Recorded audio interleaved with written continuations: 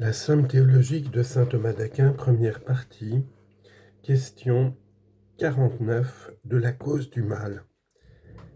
Voyons maintenant quelle est la cause du mal. On demande trois choses. Premièrement, le bien peut-il être la cause du mal? Deuxièmement, le souverain bien, Dieu, est-il la cause du mal? Troisièmement, y a-t-il une essence souverainement mauvaise qui soit la cause du mal? Article 1er. Le bien peut-il être la cause du mal?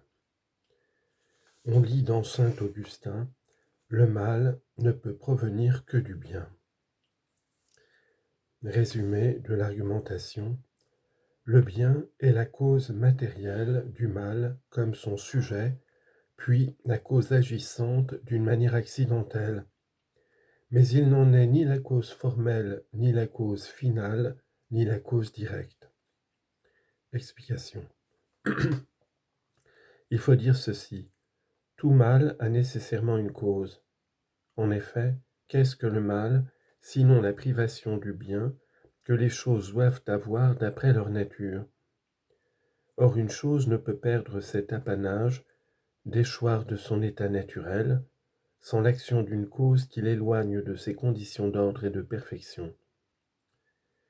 Car ne faut-il pas une impulsion étrangère pour que les corps graves s'élèvent vers le ciel, un obstacle pour que l'agent défaille dans l'action? Mais d'un autre côté, le bien seul peut être cause, parce que toute cause est être et que tout être est bon. Et si nous considérons les causes les unes après les autres, la cause agissante, la cause formelle et la cause finale, nous verrons qu'elles impliquent toutes l'idée de perfection, du bien par conséquent. La cause matérielle elle-même, renfermant la potentialité de l'être, n'est pas sans bonté. Cela posé, disons que le mal trouve sa cause matérielle dans le bien, car nous avons prouvé qu'il y trouve son sujet. Par contre, il n'a ni cause formelle ni cause finale. Bien loin de là, il écarte la forme et la fin légitime, la fin en détruisant le bien et l'utile comme moyen.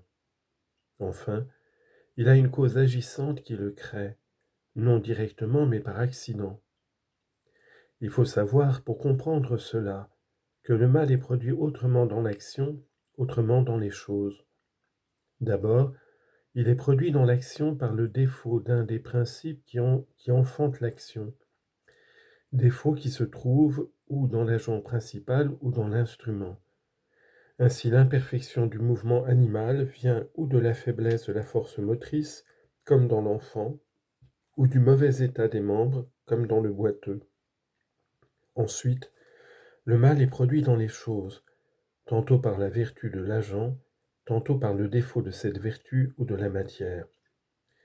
Il a sa cause dans la vertu ou la perfection de l'agent, quand la forme réalisée entraîne nécessairement la destruction d'une autre forme. Ainsi, la forme du feu fait disparaître la forme de l'air et de l'eau, car plus le feu déploie d'énergie, plus il se développe parfaitement, plus au contraire s'évanouit, se corrompt. Le feu cause donc par sa perfection même la perte, la corruption pour ainsi dire, le mal de l'air et de l'eau.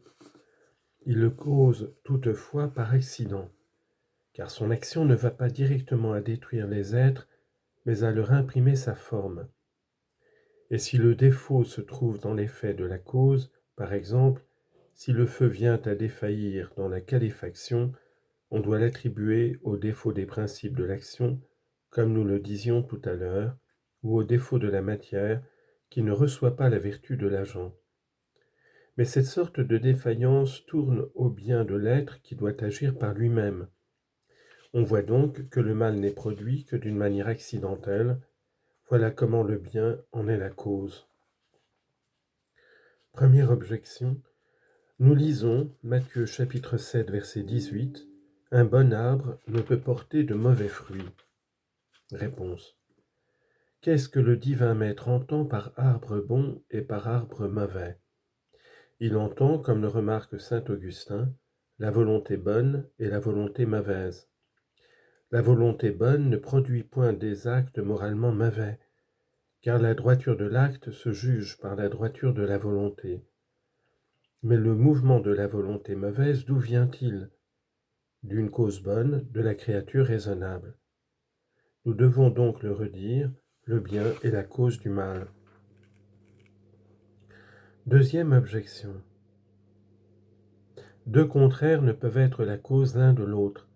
Or le bien et le mal sont deux contraires, donc le bien ne peut être la cause du mal. Réponse. Le bien ne produit pas le mal qui lui est contraire, mais un autre. Ainsi la bonté du feu cause la corruption, le mal de l'air, et l'homme naturellement bon fait des actions moralement mauvaises. Mais tous ces effets sont produits, comme nous l'avons vu, par accident. D'ailleurs, il n'est pas vrai que deux contraires ne puissent être accidentellement la cause l'un de l'autre. Ainsi le froid ambiant, concentrant la chaleur, chauffe au-dedans. Troisième objection. L'effet défectueux révèle une cause pareillement défectueuse.